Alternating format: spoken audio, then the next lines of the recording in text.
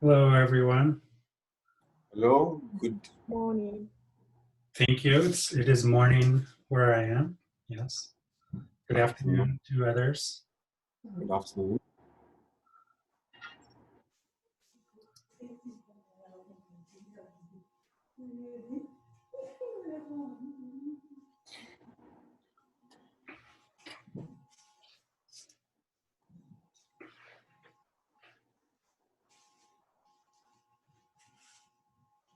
So this is a LISA 2020 Symposium plenary event, and it's organized and chaired by Dr. Ezra Gayawan.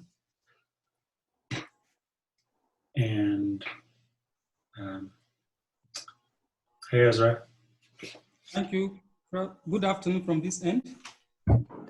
Good morning from Colorado, from the United States, where we are still unsure who the president will be.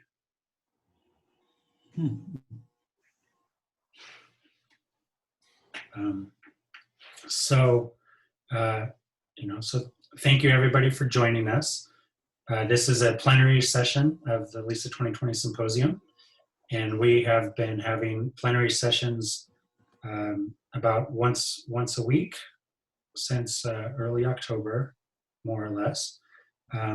And then we're going to be continuing these plenary sessions with one more in late November, and then after that it will be once per month. So we'll have in early December another plenary session, and then in January and February and March.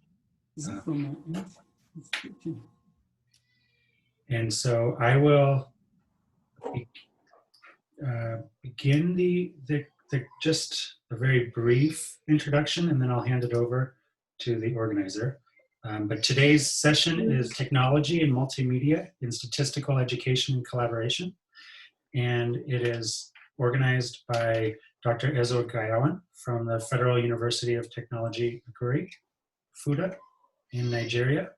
And he will be able to, well, I'll leave it to you, Dr. Gayawan. Thank you very much, Professor Van. I welcome everyone to today's presentation. Wherever you are, we are in the afternoon here in Nigeria. So good morning to you, good afternoon, good evening, as the case may be. Today's presentation, like we have been told, is going to be on technology and multimedia in statistical education and collaboration. Like we know that in the heart of LISA 2020 philosophy is a training of students to be the next generation of collaborative statisticians and data scientists. So today's presentation is going to be anchored by, of course, I'm Ezra Gayawan from Federal University of Technology, Akure, from FUTA-LISA in Nigeria. So today's presentation, we are going to have three presenters, and the three of them are our students in FUTA, in the Department of Statistics, FUTA. Well, some of them have just graduated, and then they are about pursuing some their PhD degrees. So we are going to be listening to them one after the other. Each of them will present for between 15 and 20 minutes. And at the end of the whole presentation, anyone who has questions or whatever comments to give will be welcomed to do that. The first presenter is going to be talking on collaboration and teamwork in statistical education, while the second presenter will talk on technology and multimedia in communicating statistics and data science. And finally, we are going to have a talk on technology and multimedia in statistical collaboration. So without any further waste of time, I will introduce the first presenter, and then she will go ahead and make a presentation. The first presenter who will be talking on collaboration and teamwork in statistical education is Omodolapo Somo Aina. Dolapo is a graduate from our department. She had her first degree and a master's degree with us here in FUTA. She graduated in 2018. And before then, she had at least some little stake in our activities in FUTA. She worked briefly as a data analyst on health-related World Bank projects in Nigeria before moving to the United States of America, where she's currently a student and a graduate research assistant at the University of North Carolina, Greensboro, where she hopes to earn a doctorate degree in educational research methodology. So I welcome Omodolapo to give us her presentation. Over to you.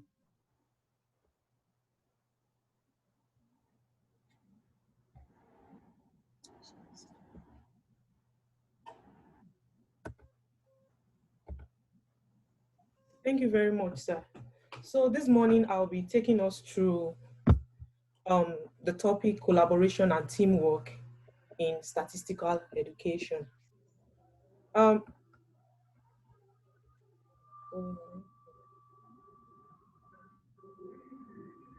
Excuse me, please.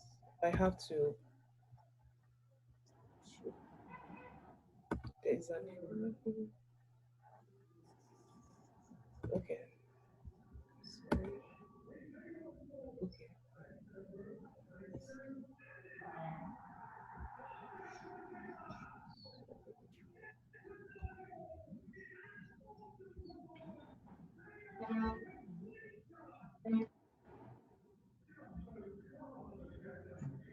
Okay. So I'll be taking us through the topic collaboration and teamwork in statistical education. This section is built on the fact that statistical education ought to be a resemblance of statistical practice, which is by nature a cooperative undertaking. And this section will also provide us information on how statistics educators may apply a cooperative framework to classroom learning, how educators should collaborate, and how statisticians should also collaborate with other professionals. So the focus of the presentation is first teamwork and collaboration. Then we'll be discussing about types of teamwork and also like 5 types of collaboration in the statistical field. Then everything will be concluded. First, before we delve deeper into the collaboration and teamwork presentation, I would like to make us see the difference between the teamwork and collaboration. Well, both teamwork and collaboration is working together of a group of people. But the main difference is that teamwork has to do with professionals or learners of the same field, while collaboration has to do with professionals or learners from different field of learning. So quickly, what are the elements of this successful teamwork and collaboration? The first thing is that there should be a level of trust, right? Individuals need to work together and succeed based on the level of trust they have with each other. There's need for effective communication. There's also the need for the leadership to be responsible in ensuring that people work together with common vision and well-defined goals. And lastly, the roles and expectations of individuals in such collaboration or teamwork should be well stated. So now, teamwork in statistical education, I'll be starting from cooperative learning. And this cooperative learning has to do with the student aspect of it. Teachers of statistics must first realize that not every group is cooperative group. So a cooperative group in learning context has to do with methods that capitalizes on students' individual goals as they are being linked to each other rather than rely on individual work or nature of the curriculum.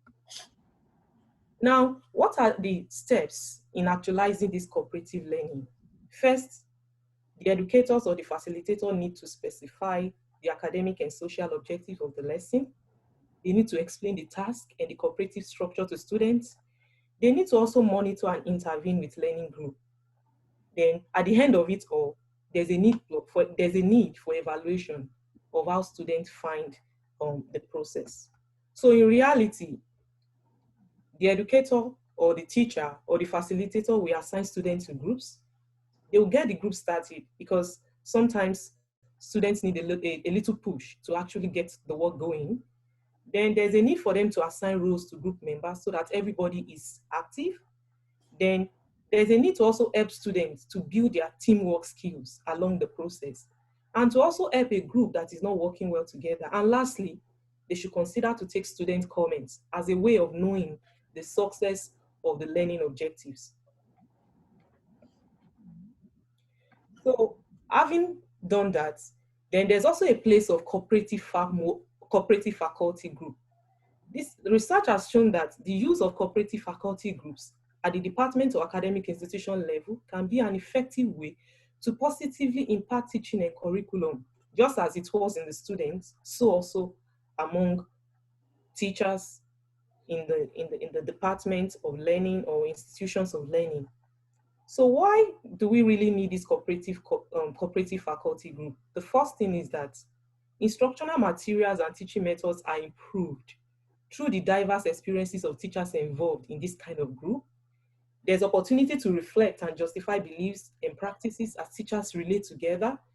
Then there's supportive environment to make changes that may be intimidating to an individual. Also, there's consistency within courses that are being taught in that particular field. And lastly, there's an opportunity for people or for teachers that are just coming up in the field to get support and guidance. So in reality, how is this cooperative faculty group implemented? The person in charge will first state clearly, and groups will agree together on structure and expectation of members. A faculty member or group of faculty members that decide to start this process may require graduate students or even other students that are interested to participate. Then they should appoint someone who is willing to schedule and run the meetings and coordinate the group. Then there's a need to encourage members of the group to observe each other's classes, because during the course of observation, there's tendency for them to see what other people are doing well or what needed to be adjusted. Then they compare the different outcomes of the same lesson taught by different teachers in different contexts. And at the end of the day, they implement actions based on the lessons learned as they observe one another.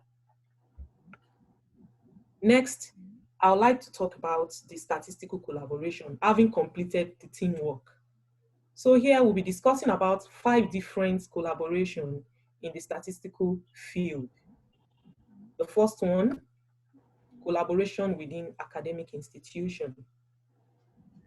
It is assumed that individuals or parties involved in conducting a kind of research like this will have understanding of the basic concepts of the field. An example is when a geology department decides to carry out a research on water quality, and they gather the data on the field. Of course, statisticians cannot be following them to the field, but with the use of multimedia, information gathered on the field can actually be sent to statisticians who will advise on the type of research and even go ahead to do some analysis when possible. Then there are collaborations between academic institutions. An example of it is the Rebuild Detroit, which is a partnership between 2 universities here in the United States of America, where there are commitments to undergraduates to actually help them to develop their research skills, of course, in the field of statistics. Then the next type of collaboration is actually the collaboration between academic institutions and the government. Here, the government provides funds and other resources, while academic institutions provide technical solutions to government problems. An example of that is when health agencies contract academic institutions to help them to assist them, especially the statistician, to analyze some data. Of course, all these data that are being collected on the field, statisticians sometimes might not be involved, and sometimes they could be involved. But multimedia has actually helped it such that wherever data is being collected, it's being sent and they can work on it for research purposes. So another type of collaboration is the collaboration between academic institution and the private industry. Here, the industry funds the research with an academic institution in solving a target problem, while the institution form alliances for research, publication, guest lecturing, staff training, among others. An example of such is when students spend a considerable amount of time and effort in the field, which focus on the relationship between actual medical equipment needs and what engineer thought was needful. Through this collaboration, students don't just help the industry to achieve their aim.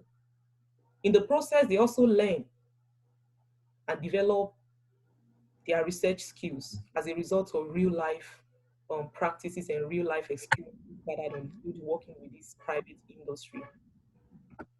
Lastly, I'll talk about the international research collaboration that is also possible for statisticians. Research in academia is becoming increasingly international, primarily to access special equipment, or sometimes to create new concepts, or even link up with funding sources, researchers all over the world. An example of it is EPAL. EPAL is also an educational network where students come together in about 200 nations and territories, and teachers that are looking for collaborative projects, they have direct access to community. All these things are virtual community that come together and learn, interact. In conclusion, statisticians should be able to work on teams and communicate effectively with their collaborators who may have little or no background in statistics. And finally, thinking about the teamwork and all the collaboration, educators need to combine these theoretical facts with more research information and practice to become experts in teamwork and collaboration for statistical education. Thank you.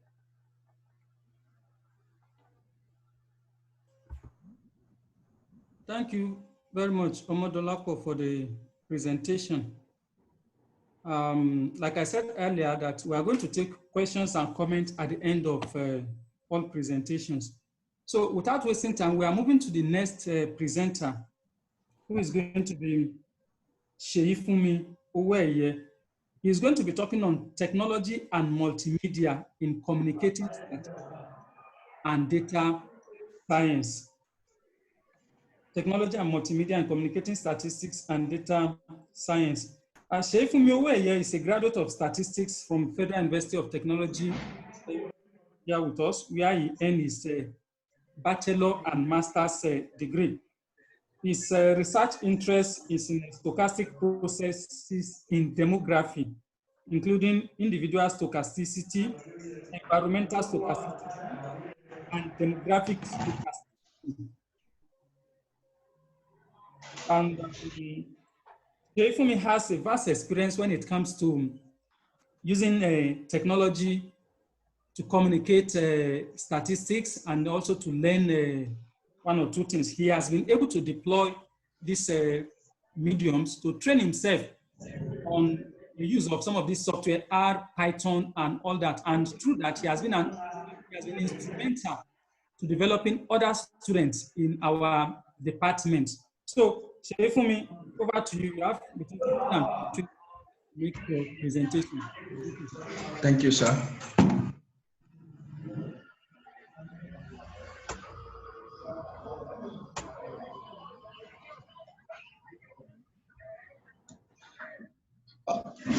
Good day, everyone.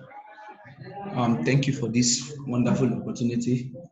I'll be talking on technology and multimedia in communicating statistics and data science. As we all know, the art of development is based on collaboration and communication, as communication enables the sharing of ideas, the sharing of knowledge, information, while collaborating or while teaching. So this has helped, technology has helped in connecting with people, regardless of where they are. It has helped in condensing spatial barriers, allowing fast communication and exchange of ideas and information within the shortest time possible. And for you to have an understanding of a concept, there should be an effective communication. As a statistician or as a researcher, for you to pass a meaningful information to either your students or a fellow researcher whom you are collaborating with, you have to be able to communicate with that person effectively. And to do that, to communicate effectively, there has to be some certain components involved. One of these components is the source of the information, we have the message, which is the crux of what collaboration or the learning is all about. We have the channel. When we talk about channel, how do you want to send your message? Is it via electronic email? Is it you uploading a video on your YouTube channel? Is it you uploading a video on your Dropbox, uploading a document on your Dropbox? Those are file sharing mediums. Then you talk about the receiver. That's those who are at the other end of the channel in which you are sharing. Then you have the feedback system, which talks about you getting information, you getting a response from the receiver. You have the environment, the context, and the interference. These components must be present for you to have an effective communication. So we have several importance of communication in learning and collaborating, especially in the field of statistics and in the field of data science. One of those importance is in developing a good self-esteem. As a researcher, when I share what I know, my knowledge with you, the fact that you are able to respond to me shows you want to hear me, you are interested in what I'm saying, which will help build my confidence, helping me to share more, giving me a reason to want to share more with you, thereby enhancing the relationship between us. In other words, enhancing mutual trust. And in you enhancing the relationship between us, or in us being able to do that via communication, we are able to develop what we call interpersonal skill, which is a very, very important component in, or important skill in collaboration. If interpersonal skill is missing, then the purpose of communication is defeated. Because if I can't relate with my team member well, then it will be difficult for me to pass an information across to them. Also, we have several importances of technology and multimedia, which I believe is the main focus of this presentation and this topic, the technology and multimedia. I would love to say that lack of communication results in ineffectiveness in collaboration. So one of the importances of technology and multimedia in communication for collaboration in data science and statistics is it enables team conversation. How does this enable team conversations? It enables team conversation in the sense that several applications has been built to aid communication. An example or examples of these applications will be discussed in the next slide, or will be shown in the next slide. Then also, technology and multimedia helps to streamline workflow in the sense that as a result of technology, I can, if my area of expertise is in using R for, let me use R as an example, for a particular kind of analysis, or let me say my area of expertise when it comes to software is R, then those, and in our projects, those that part of the project where R is needed will be given to me. Where if I have an ecologist there, you give that part to the person. So in that way, you can easily streamline the workflow to quicken the research. Then it also helps in engagement. And one of the ways engagement comes into play is through team conversation. It will take us back to team conversation, talking about the medium of communication. Then technology helps in project management, and we've heard of Gantt charts. Gantt charts can be used in doing project management, in scheduling our projects, just as we can use these team conversations, the apps for team conversation. Then technology also helps to get materials easily. Like I said earlier, you can always go online to places like YouTube to get video tutorials. You can get materials online. You can get textbooks online. There are online data repositories where you can get data sets. You can go on GitHub to learn things. These are one of the things technology has brought into collaboration. You can also share materials amongst other researchers. If you are collaborating with researchers, you can share materials amongst yourself. So it aids in sharing materials, and it brings about easy access to materials. So like I said earlier, I'll talk about these communication tools that helps in team conversation. We have a lot of them, but I've decided to pick some what I have here, the first three communication tools here, which are the class pager, remind, and teachers. These three communication tools helps to helps can be used rather between a teacher, can be used by a teacher and a student, in the sense that this communication tools aids communication between a teacher and a student. What do I mean?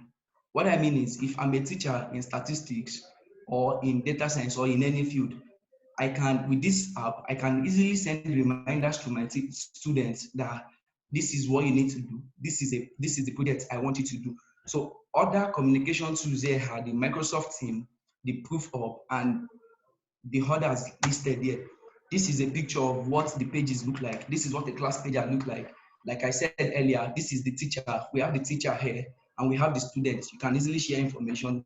We have the other ones here, the Microsoft Teams, Slack, boxes, and you have a lot of that which you can get online. Also, technology has helped in getting data. We have several online repositories online, which I've decided to pick some important ones and I state them here. There are others online, but one of the advantages of technology is what we have here. You can get data sets for free online. Once you know any of these data repositories, you can easily go online, source for that data online. You have the Harvard Dataverse, Figshare, Mendeley data, and so on, Google data set search, which I believe some of us might be very familiar with, the Kaggle and Zenedo. Then technology helps in learning statistics. It helps in learning. You can make videos as an instructor, make videos, post them online, send to your students. You can put them on Dropbox. You can go online to learn if you're a student or a researcher and you need to learn things. There are several places to learn. If it's programming, you can go on data camp, you can go on several places. But I've decided to pick some here. We have the World Quants University Data Science. It's a program, it is free. You can learn financial engineering there also. I think I partook in this. I've done the module 1 of this, which was very, very interesting and helpful, well detailed. I should start the course 2, the module 2 soon. Then we have the data science specialization, which is handled by Johns Hopkins University on Coursera. We have others. One of the things technology has helped to do is learning. Like I have here, I've done this slide in such a way that you can easily go to the pages where you could register for these courses. As you can see, by clicking on it, I have the link here. This is one of the things technology has done. I can easily give you a link to a page. So instead of you trying to look for it, you can just click on this, then it takes you to the page, which is also a part of learning. It aids learning. Like I said earlier, it helps in getting materials easily. You don't have to brainstorm, you don't have to go online. I've given it, you get it here. Then other platforms are listed here. We have Alison, DataQuest, CodeWall, BitDegree, Code Academy, and we have a lot of platforms to learn statistics, to learn data science. There are also apps, which is not in my slide. You can go on Google Play. In a situation where you have someone who does not have the basic understanding of statistics,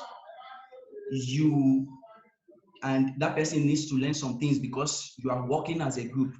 Instead of you going through the pain, which is really not a pain, of teaching the person, you can direct the person online to learn. If you go on your Google Play, if you search for statistics, you get different apps to learn the basic statistical terms. So these are one of the things technology and multimedia has helped to do. Then this is a screenshot of some of the platforms where we can learn. I decided to put the screenshot of what the pages look like. I decided to put them here. Also, as a result of technology, we've been able to improve on our analytical skills, in the sense that there are several applications out there for data analysis, for doing a lot of things. But since we're talking about data science and statistics, that is why I would just want to streamline everything to what we have here. We have softwares like Weka, we have the Hub, which is very popular, we have the SAS, we have other examples here, the Tableau, IBM Cognos. I want to believe we are all familiar with Tableau. We have the Altirex, right, which I just got to know about Altirex as a result of this project. Through my research, I was able to know there's a programming language called RTX. It is also for data analytics and spatial analysis. And you can always incorporate your RTX with your Tableau. That's one of the benefits. We have the word it out to make a word cloud. We have QLink, which is also, so we have several apps online for learning statistics, for doing data analysis, for doing analysis in data science. So these are the things technology has brought to us. These are the things technology has helped to solve. I don't have to do experimental design, do regression analysis, do tree on with my hand manually. I can just go online, use my softwares to do them. I'll get it faster. Then now technology has also done a lot of things. If I need to write some programs, I don't have to run it on my system. In a situation where, especially in the developing world, where we don't, most of us, we really do not have the right resources. I might want to run some program on my system, but it won't work. Maybe because my system is an old version, or it can, the capacity won't, is not enough for that. I can easily run my programs on cloud. I think there's cloud computing now. Does cloud computing. I can run my program on now instead of running it on the hard software on my system. My program will run on cloud, which is very safe. So these are the things technology has brought into collaboration and multimedia. Thank you for listening. Thank you very much, Sheifumi, for the presentation. We'll move straight to the next presenter. Like I said, if you have questions or comments, just keep them at the end of the third presenter. We are going to entertain such question. The third presenter will be talking on technology and multimedia in statistical collaboration. And it's going to be taken by Oluwatobi Adeloju.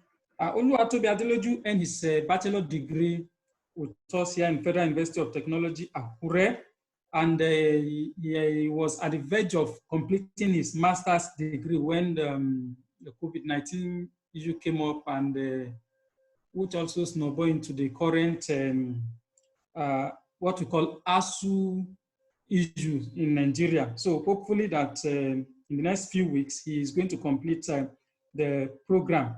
He has been working with he has been the operational manager for business partnership with Ope Financial in Lagos, Nigeria. And he has been a passionate individual that wants to see that businesses make use of data appropriately. They use the right data set in order to improve their businesses. He is currently based in Lagos, where he has been actively engaged in this. So he's going to be talking to us in the next 15 to 20 minutes about technology and multimedia in statistical collaboration. Oluwatobi, it's over to you.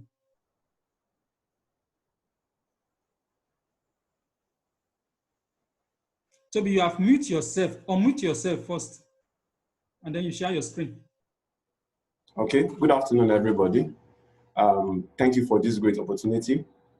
Oluwatobi Adeloju, and I'm here to present on technology and multimedia in statistical collaboration. My colleagues have said so much on collaboration and statistical collaboration and learning in with data science. And we know that the core of the vision of LISA is to make sure that we create healthy collaborations between the statistics department and other departments to drive technological advancement and also to drive research advancement. Basically, to my introduction, technology and multimedia has simplified collaboration. You can see we could host this conference comfortably and conveniently because of technology and multimedia. We could collaborate easily because of technology and multimedia. Technology has optimized productivity, it has optimized speed and accuracy. Now, currently, all over the world, industries are moving from being in-house, in the office, to working remotely, and that's as a result of technology.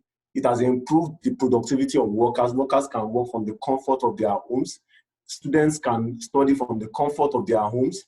It has improved speed. It has improved accuracy. Everybody can work at perfect timing. Then it has provided timely information.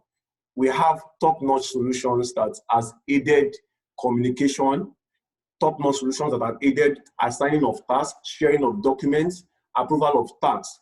Then technology has removed the constraints of computational speed, computational cost, and the cost of research, and the distance from research. Now, the last presenter mentioned on running programs on cloud.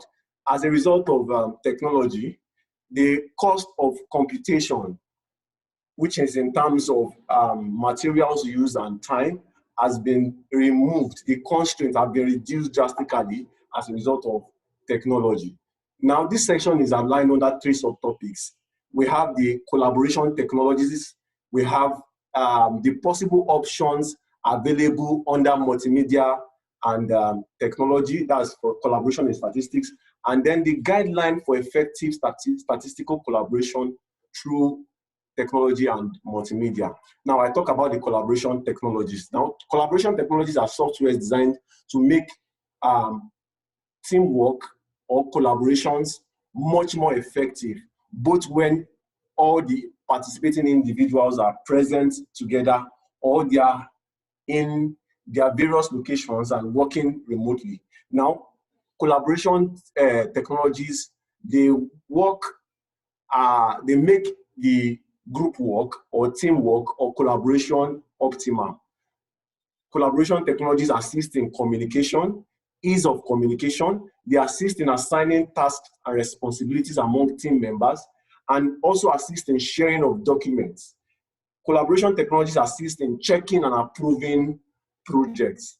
Now, they make overall team workflow easy. Now, there can be coordination from the team leader down to the team members, down to everyone because of technology. Now, technology can allow the achievement and the coordination of the achievement of the team goals. Now, CTI 2019 and OSIN categorized collaboration software into 4 groups, which are the communication technology, the conferencing technology, the coordination technology, and the computational infrastructure. Now, what are computation technologies?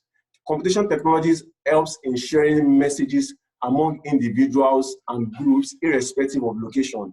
Just like we have the text messages, emails, and the likes, they help share messages, instant messages across groups. Now, one of my colleagues mentioned, particularly the last presenter, that information is a key aspect of communication. Once information is missing in collaboration, the collaboration becomes ineffective. Now, communication technology has made collaboration easier by giving ease in communication. Now, communication technology helps in creating both real-time and non-real-time discussions to enhance team productivity. People can communicate in real time, that is constantly and instantly. And people can communicate and leave messages historically for productivity. That is, probably we have people in different time zones. I can leave a message for someone and communicate my ideas. And by the time the person wakes up in his own time zone, the person can see my message and act appropriately. Now, the advantages of communication technology is that they are mostly available on mobile phones. Most of them are available on mobile phones, which makes it easier and accessible. So you can text on the go, you can text while you are anywhere. Then communication technology can be divided into 2 groups, which are the emailing apps and the instant messaging apps. Now, we are all familiar with the emailing apps, the Gmail, the Microsoft Outlook, the Yahoo Mail, the Yandex Mail, and several other emailing platforms we have. Then we have the instant messaging apps. We have instant messaging apps like Slack, like Skype, like Basecamp, like WeChat, WhatsApp, and DingTalk. Funny enough, you will realize that WhatsApp is also very effective for collaboration and teamwork because you can chat with, or you can drop messages while communicating as an individual with an individual and communicate as a group. You can host group meetings online with Skype, with DaneTalk, with WhatsApp, with WeChat, with Slack, with Basecamp. Then we move to the conferencing technology. Now, this has been a real shift there as a result of the COVID-19 pandemic era. People have moved from face-to-face physical conferencing to online conferencing, just like we are doing here. The conferencing technology enables real-time voice and video communication among a large number of people. Now, one of the core components of LISA is to make sure that people understand the core aspects of statistics and are able to use it to drive their research. Now, conferencing technology can assist LISA to host conferences, host meetings, and host trainings remotely in real time while establishing or achieving the goal of collaboration. Now, conferencing technology also have sharing screen devices, just like I'm doing here, to help participating members to share their ideas in real time. Now, some examples of conferencing technologies are Zoom, which we are using. We have Google Meet, we have Uber conferencing, we have Cisco WebEx, we have Skype, a lot of conferencing technology out there. Then we move to coordination technology. Now, one of the key aspects of collaboration is to integrate teamwork and task work. Now, because of collaboration, a large number of people have several roles with several and different disciplines. Now, coordination technology helps to integrate both task work and teamwork. Now, it helps to assign, to execute, and to approve tasks in real time. The team members can get tasks assigned to them by the team leaders. They can get their tasks executed, and they can get their tasks checked and approved in real time. Now, one of the sweet things about coordination technologies and all the technologies I've mentioned so far is that they are internet-based and they allow real-time and seamless collaboration remotely. Now, we don't have to be at the same place to collaborate.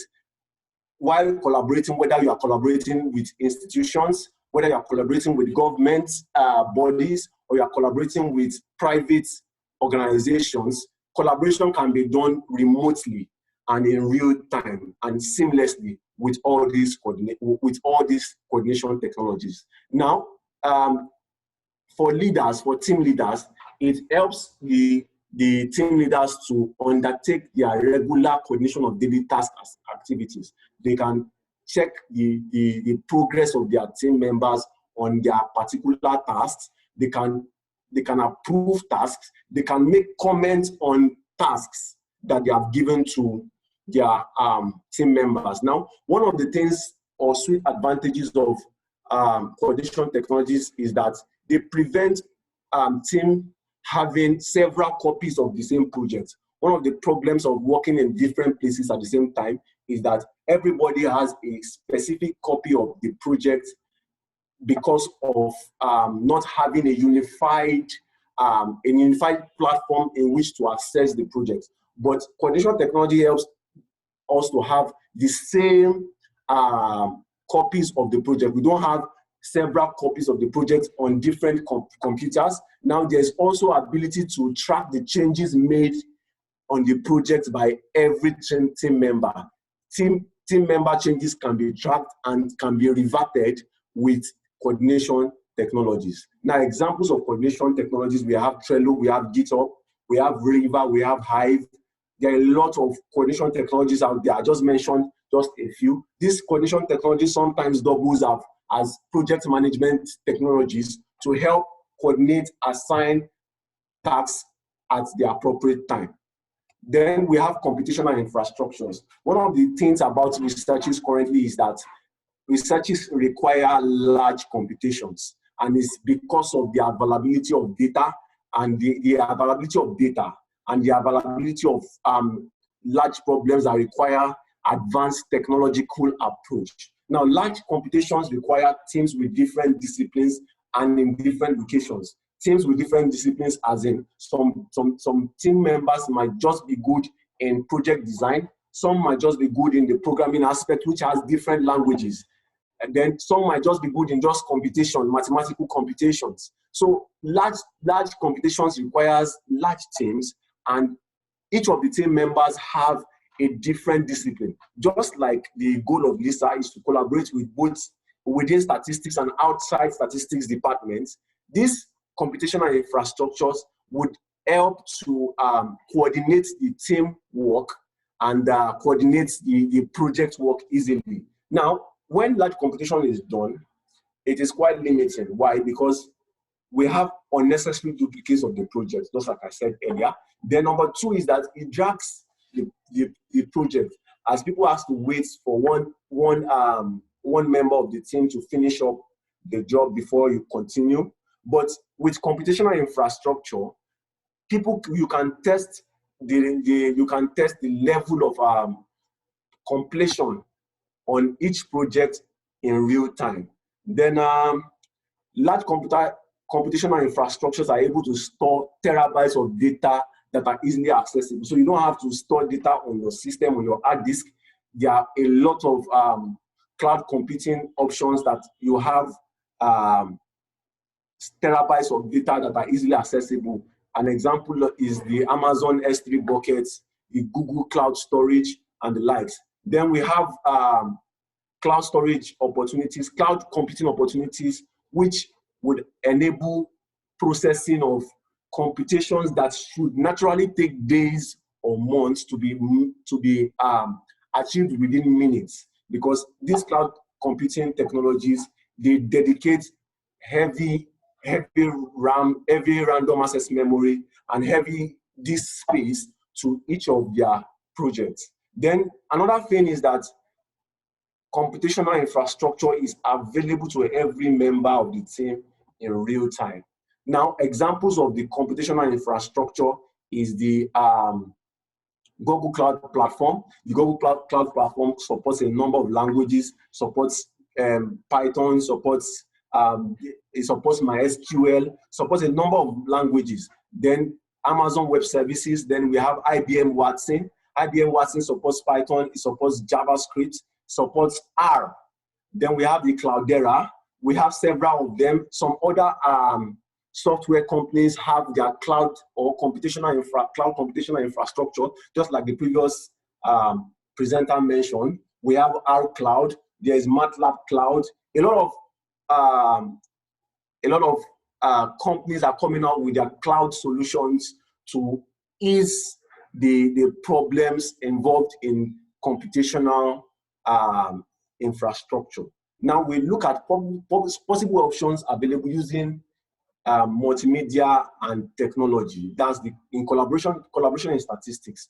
Now we know that statistical collaboration has become more productive recently as a result of the enabling collaboration technologies. Now researchers can share their ideas, exchange data, exchange reports, news, and other resources more rapidly. Now, there are opportunities that facilitates statistical collaboration, one of which is the social networking sites. Just like we have Facebook, we have Instagram, we have LinkedIn, we have Twitter. There are social networking sites that are meant for academics, that are meant to foster collaboration, and they are web-based. These social networking sites, they connect a community of people with common interests and have the same or unified activities across several borders.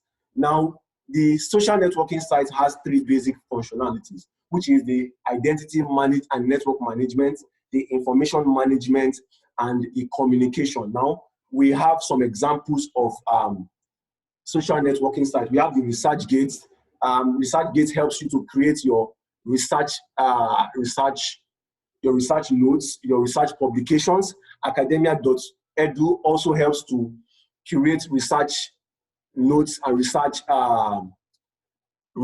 notes and also research publications. And it can also help you to share your research publications outside on other social medias like LinkedIn. Now, Mendeley helps in also curating your research publications. Now, another aspect of social networking sites are sites that enables people to get accurate answers for specific questions.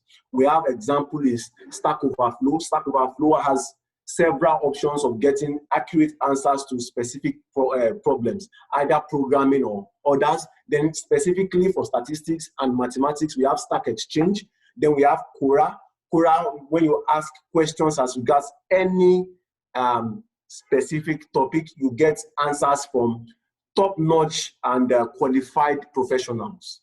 Then we have guidelines for effective collaboration through technology and multimedia. What are the guidelines for effective statistical collaboration, or what are the things to look out for effective statistical collaboration?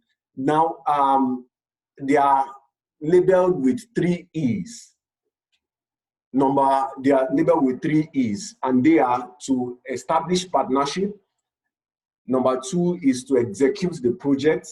And number 3 is to evaluate the project. Now we'll dive into establishing partnership. Now, what are the guidelines to use, or what are the guidelines we would need to use or we need to have when we establish our partnership? Number 1 is to state the goals of the research or the goals of the partnership clearly. Now, everybody that is involved in the collaboration must be focused on the same goal. Then the number 2 is to establish communication pattern. Let the team members, the team or the collaborators establish a convenient communication pattern that would be easily accessible to everybody.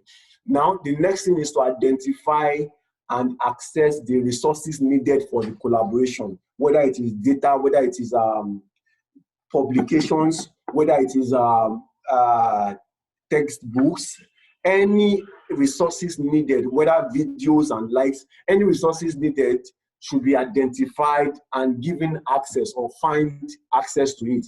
Then the next thing is to identify and state every person's role, identify and state every person's role. Then we move to executing the project. Now, when we execute the project, what are the things to look out for? Number 1 is to design a project timeline. Every project must have a beginning and an end. Then the next thing is to establish mechanism to address delays. In every project, there will always be delays, whether man-made or not. There will always be delays. There is always need to establish a mechanism to address delays such that the project will not be dragged or delayed further.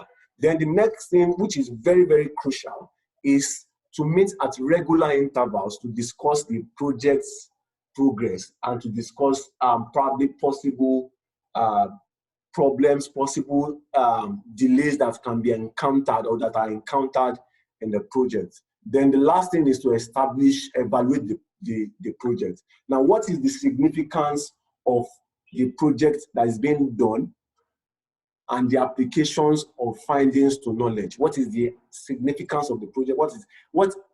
How applicable is this research to knowledge and to scientific progress or to technological advancement? Another thing is that, could there be possible extension to the research? Could we have other aspects we are not looking at that we should consider? Or are there additional areas of research? Those are the things that should be looked out for when evaluating the project. Now, in conclusion, the use of technology and multimedia in statistical education and collaboration has had positive impacts. It has increased the efficiency and the accuracy of research, and it also has improved knowledge. People can have access to knowledge, people can have access to materials, people can have access to computation at a fast and easier pace. Thank you very much. Thank you very much, Dr. for the wonderful presentation, and also for the other 2 presenters. So the floor is now open. We are ready to entertain questions and comments and discussions on the presentation. So you can signify if you have any questions, comments.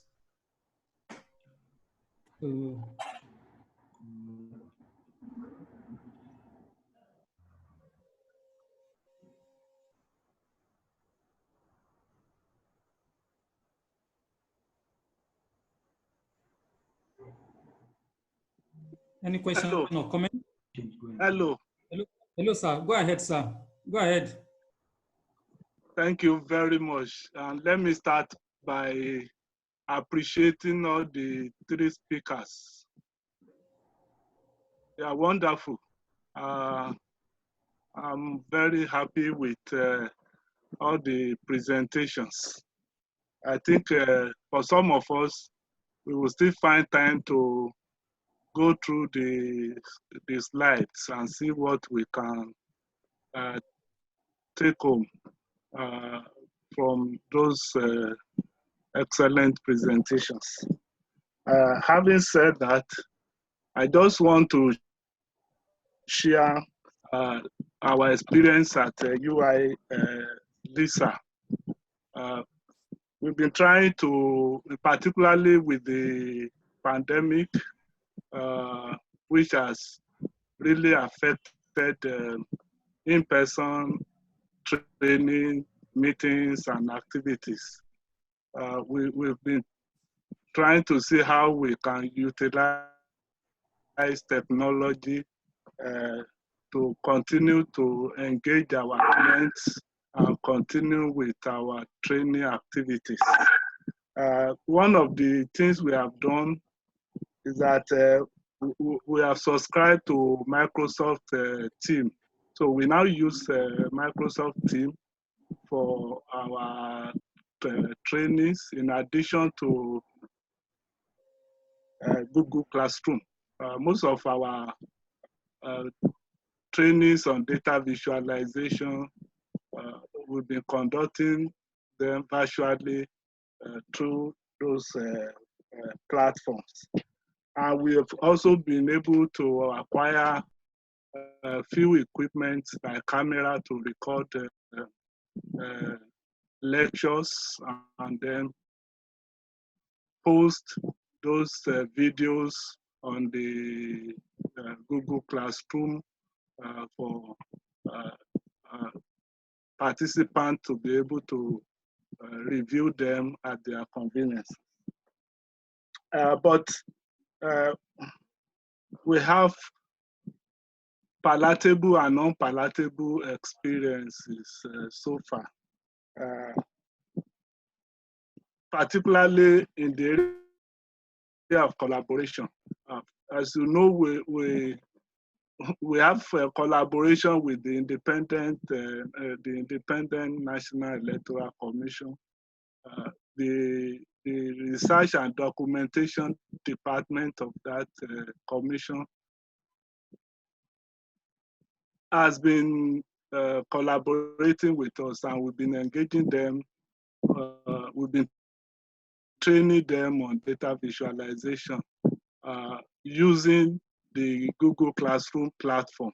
But we discovered that after one or two virtual meetings, the level of commitment begin to go down. And not only that, the number of those who actively participate begin to decline. That's one big experience. And the same experience we had when we organized a similar training program, not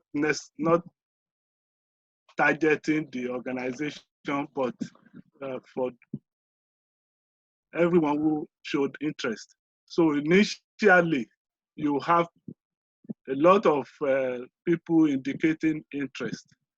But when you start, with time, you see that the commitment begins to go down. One of the challenges is fixing time that will be convenient for all participants.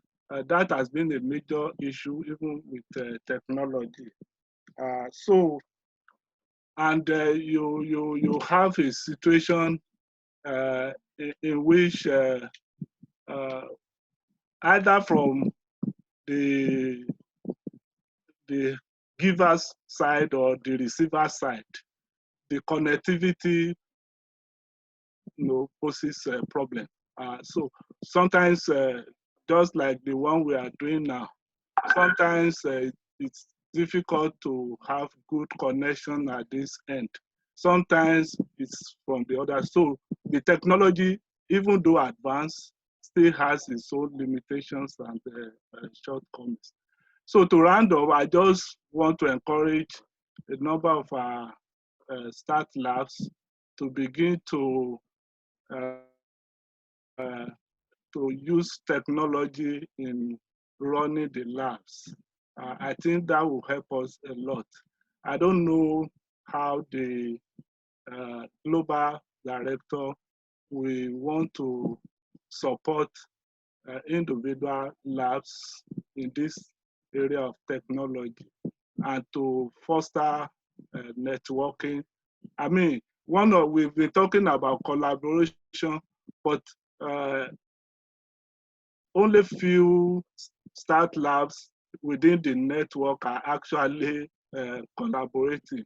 We talk of collaboration outside, but intra-collaboration is still very, very weak. And we should also begin to have metrics for assessing intra-network collaboration. Thank you very much.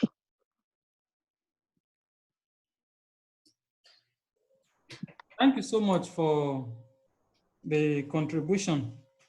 And I think what I can see from it is when we go into technology to drive some of the things we do, at times it may be difficult to have people getting committed at the same time. That is having a convenient time for everyone to link up. And at times also because of probably internet connectivity and then some of those issues, people begin to lose interest one after the other. They start with enthusiasm, but later on, the interest begin to diminish one after the other. Then also, you talk about intra-network collaboration, which I also support that it should be something that we should find a way of encouraging. So I wouldn't know if there's more questions, comments from anybody. The floor is still open. Okay, Professor Vance, over to you. Thank you. So again, thank you to all of the speakers. We had 3 excellent presentations. And speakers, please send me your slides or send them to Ezra and he can send them to me. And we will post them on the website.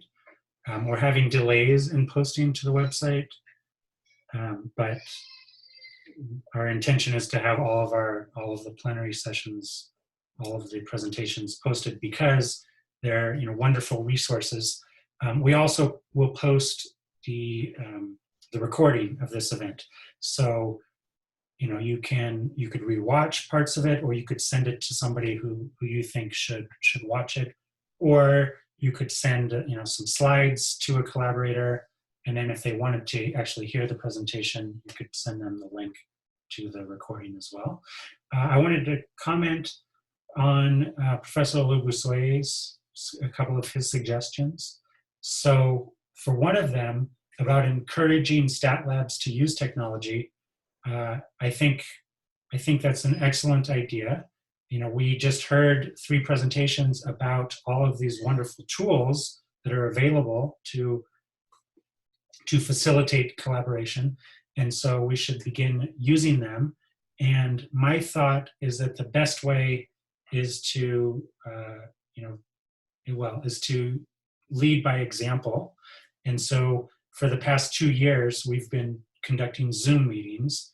So I hope that would, enable the people who are on these regular Zoom meetings to, to use that themselves to conduct Zoom meetings, not related to the overall LISA 2020 network, but related to the activities of the Stat Lab.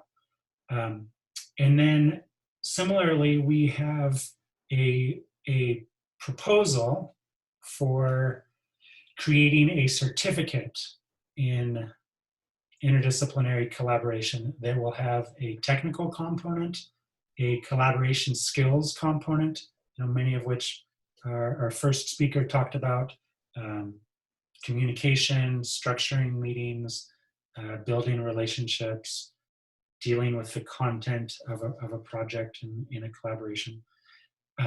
So we'll have collaboration skills workshops that will be asynchronous. So they will be hosted on some collaboration online platform. And then the third component of that certificate is experience of students working in the labs.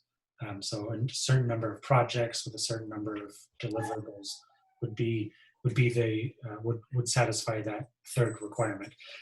So for the middle requirement of the collaboration skills, we could think about using some of these online technologies to then get people used to using it and to lead by example to show them how they could also use this tool. So I will be investigating some of these to deliver the collaboration skills, workshops, and seminars and materials.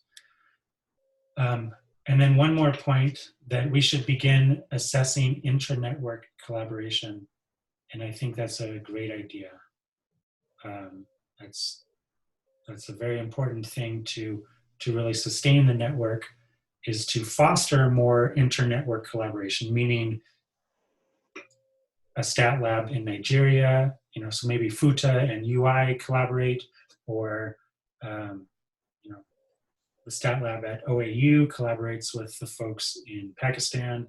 Maybe they collaborate with folks in Brazil or South Africa or Ghana or Ethiopia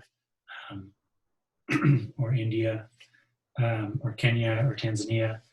And so we want to foster more inter-network collaboration, but really the only way that we will be able to successfully do it is if we know what's happening and we can measure it. So we will need to assess that.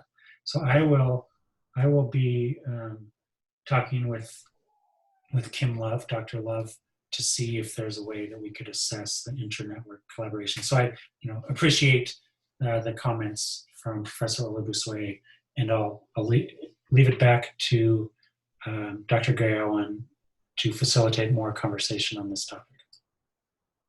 Thank you so much for the contributions and comments. The floor is still open. We appreciate more comments, questions, and contributions from anyone. Okay, Sheifumi, I can see your hands. You want to comment or respond? Go ahead. But unmute. Yes, sir. Yes, I've done that. Thank you, sir. Concerning the problem of people losing interest when it comes to teaching them programming languages and data analysis online, I think another easy way that could be handled is, instead of trying to teach them while they are online, we can always do a pre-recorded class such that people can go to the platform to watch the video when it is convenient for them. So in doing so, the problem of the time not being convenient for one person while it is convenient for another person can be solved. Also, I think if certificates are made available, if it is compulsory, if certificates are made available, I think people will feel will have more reasons to want to attend classes. Because when I did the What Quant University Data Science program, that was what they did. Every program was done online. We go online. There are links to pre-recorded videos, recorded classes, where you just have to go online to watch the videos. Then there are platforms there where you can easily discuss tasks. If you're having issues with the assignment given, because they give assignments, you can easily go online. You search for what other people have done. You check where they have issues with their program also. You try to see if it's a different place from yours and incorporate what they've done into yours, discuss with them there. And there's always a due date for the submission of every assignment. I think if those things are done, people will see more reasons to want to participate in the class. I want to finish the class because you know at the end of it, there's a reward for it, there's a certificate, and I believe we all know what the certificate can do. You can easily add it to your CV, which is more like you adding it to your portfolio. So if those things are done, we don't have to take them on when they are there. A pre-recorded class will solve that. Then a due date so that people will know if you are participating in this, if you are taking this class, you have to finish your task, finish everything before a particular date or on a particular date. Thank you, sir. Thank you, everyone. Thank you. There is a question or comment here on the chat Zoom from Dr. Awuleye.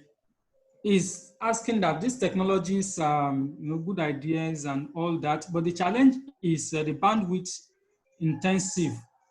So he's saying that is there a way that in the face of limited supply of bandwidth, a broadband available to us, is there a way to optimize such that you want to do some of these online things and at the same time you want to maximize or minimize the cost of, is there any advice from either Sheifumi or Toby?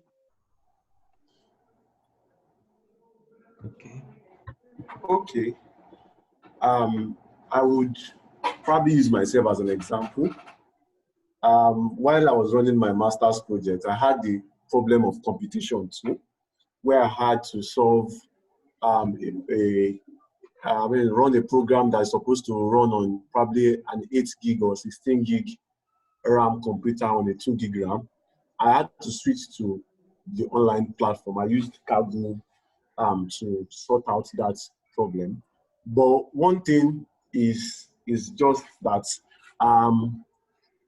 some of these technologies, the only method we can use to sort that out is to use them when needed. And I would say that the only technologies that consume large bandwidth are the conferencing technologies. I use the computational infrastructures, that's Google Cloud and Watson, IBM Watson Pad, and other what they call it, other computational infrastructures. They are quite very easy to use. They work on your browser, and in fact, some of them, if you have a large screen phone, you can also make use of them on your phone. So, not majority of them are not so bandwidth exhausting. Just the conferencing technology that is bandwidth consuming. And I think that can just be done by probably creating a community where people can communicate online with a lower bandwidth, this thing like WhatsApp. That kind of community can assist in doing all these things. I hope that has answered the question. Okay, before you stop, somebody is also asking that can there be a more subtle or simplified manner of learning programming or higher machine languages, e.g. games, animation, and things like that? Well, for personally, to learn, I use YouTube to learn majority of what I do. And it's so easy that there are content creators on YouTube that go from the level of beginners, to advanced. Even data camp also go from the level of beginners to advanced level. The only thing I will need to address is that programming language and machine learning cannot be learned in 1 month, in 3 months. It's a progression. So I think what I just know is that the simplified manner is to make use of learning from beginners to advanced. I think that's much easier. And then there are competitions online that provide, like Kaggle, for example. Kaggle provides learning materials and also data sets and competitions and a community that answers your questions step by step. That's also, I think. Okay, thank you. I think what you are saying in essence is that it can be approached bit by bit. You start from whatever level you know is appropriate for you. There can be resources that online. For instance, he showed a Stack Overflow the other time. I've also used it a number of times to improve my class. If you have any question or whatever, just go online, Google it, and then it brings out people who have similar experiences of what you have done, similar of what you are doing. They have had such experiences and they have solutions. That can help you a lot in handling one issue or the other. So I think it can be approached based on your level of understanding, and then gradually, I think such can be solved. Somebody is saying, agreed with good idea of learning programming and machine learning like R and utility will be immense for developing country participants like us. I don't know if there's any other comments or question before we bring it to a close. Anybody?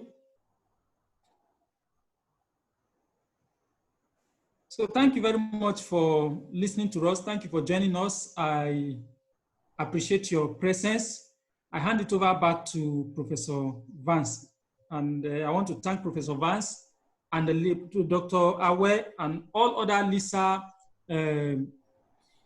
team for giving us the opportunity to put together what we have in the chapter and also for the presentation. Thank you very much. Thank you, Dr. Gayawan. And thank you everybody for attending. This was a wonderful plenary event session. Our next plenary event session will be on Wednesday, November 25th. It is organized by Dr. Lubna Naz from Pakistan, and it will be on statistics, education, and women empowerment. So for those of you who don't know, we are in the International Year of Women in Statistics and Data Science. And so our next session will be specifically addressing empowering women, and also in general, but through statistics and data science, but also within statistics and data science. And then for the LISA 2020 network members, we have a Zoom meeting. So our regularly scheduled Wednesday Zoom meeting will be Wednesday, November 18th. So that's in, I guess, almost 2 weeks. So the third Wednesday of the month, and it'll be about right now. So starting 15 minutes ago or so.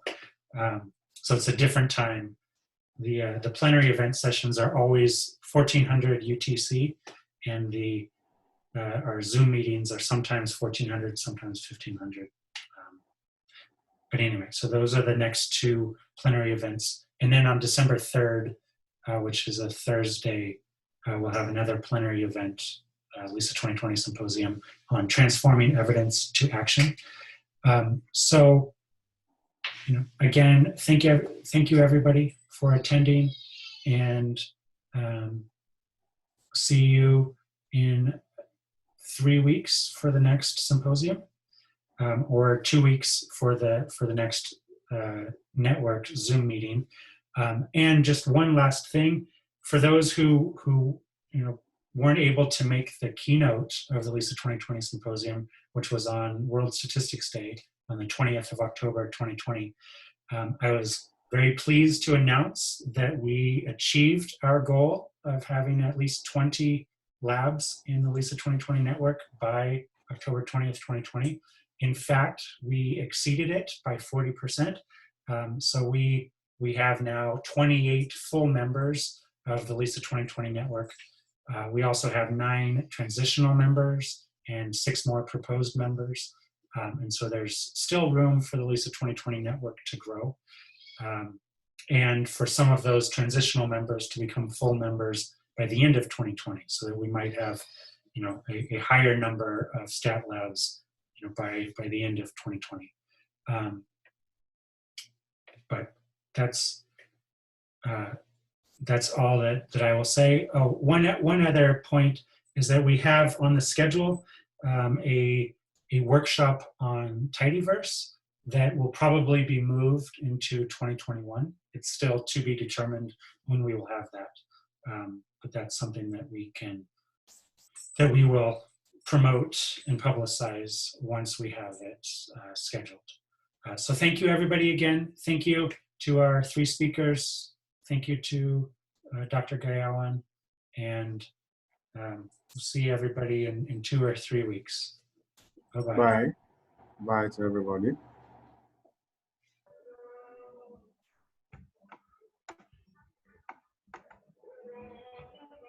Learning.